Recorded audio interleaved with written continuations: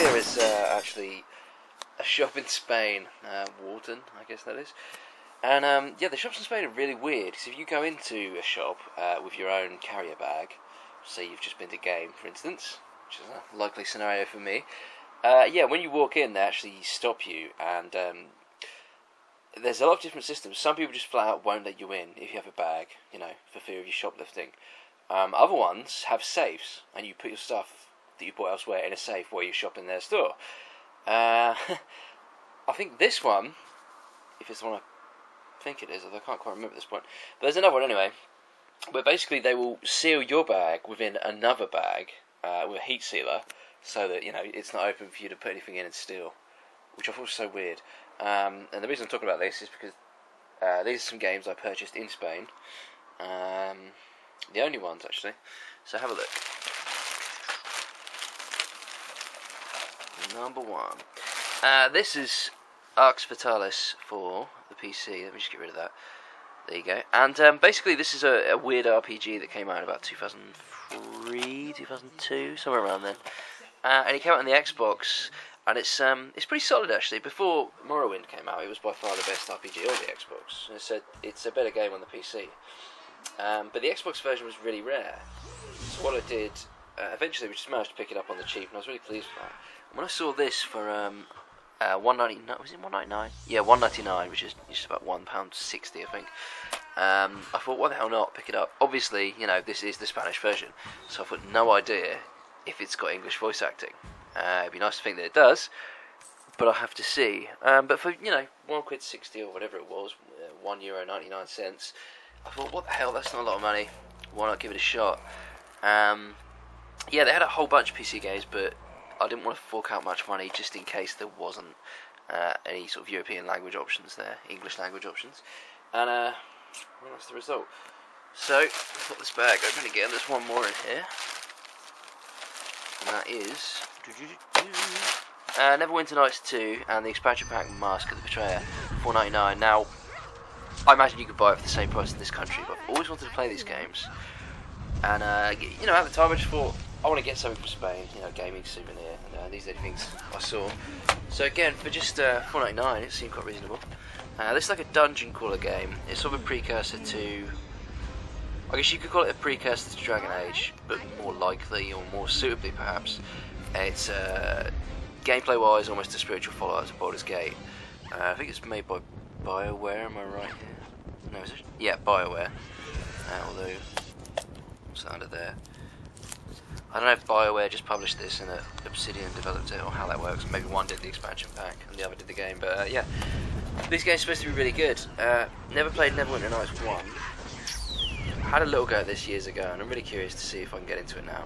I think the combat is sort of maybe stat-based and sort of turn-based as well. I think just sort of like Dragon Ages. But I don't know a great deal about it, and again, I'm hoping it's got the English languages. If it hasn't, then I might just keep one of these if they're both only in Spanish. I might just keep one just for the souvenir sake and pop the other on eBay. But yeah, Neverwinter Nights, I've really wanted to play it for a long time, and I'm going to give that a shot. So yeah, that's those two. Additionally, I went to Blockbuster the other day and I made a couple of impulse buys. Not so good really, but well, here they are. I've wanted to pick up this one, Medal of Honor Airborne, for quite a while. When it launched, I did not like it.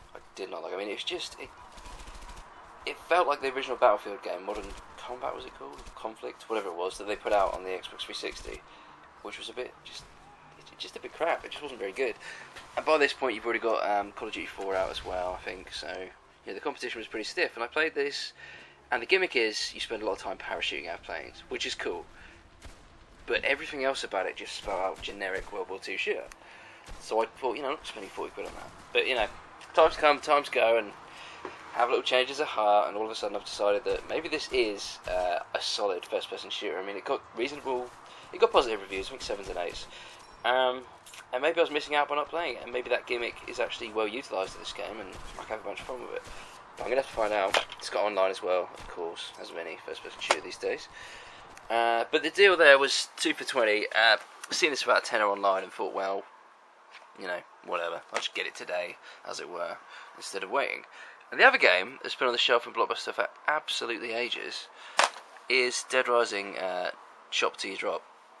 Now this is, I don't know if you can call it a port really. I mean, it effectively is, but no, it isn't a port. The Wii obviously can't handle as many characters on screen or the graphics that this game originally put out on the 360. So what they did, Capcom, was take the Resident Evil 4 for the Wii engine and build the game on that. You know, and if you played Resident Evil 4 for the Wii, then you'll know it's just brilliant, the best version of that game, and arguably they're the best Resident Evil game ever made. So good on you, Wii. But yeah, so when they said they were using that engine for this, I thought, wow, this could be awesome. But then I thought about it a little more, and in Dead Rising, you don't really use guns all that much, which is why that engine was so good in Resident Evil, because of course you were shooting all the time. But you know, 2 for 10, 2 for 20, so this was the second game. I did want it, so I thought, why the hell not? I have had a go, I've booted it up, and I've got to say, it looks really, really ugly. I mean, maybe even by Wii standards, this looks just bland as hell. The textures are terrible. There's not a high zombie count whatsoever, which is to be expected. And yeah, my first impressions just weren't that good. I think they've even cut out the photography aspect, which is how you gained a lot of your experience in the original Dead Rising. And you know what? I didn't mind it. If it wasn't in the game, you wouldn't miss it, but it was in the first game or the original version. And now the fact that it's not in this, on top of the muddy textures and the lack of zombies on screen, it all makes a dent. It makes you kind of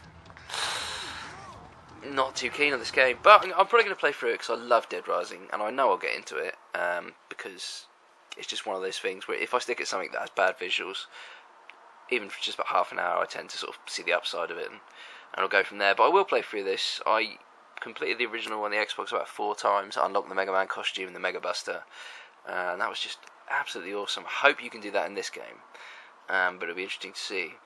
So yeah, those are my recent pickups, and a couple from Spain, as I say. As always, there'll be a new video shortly. 5, 4, 7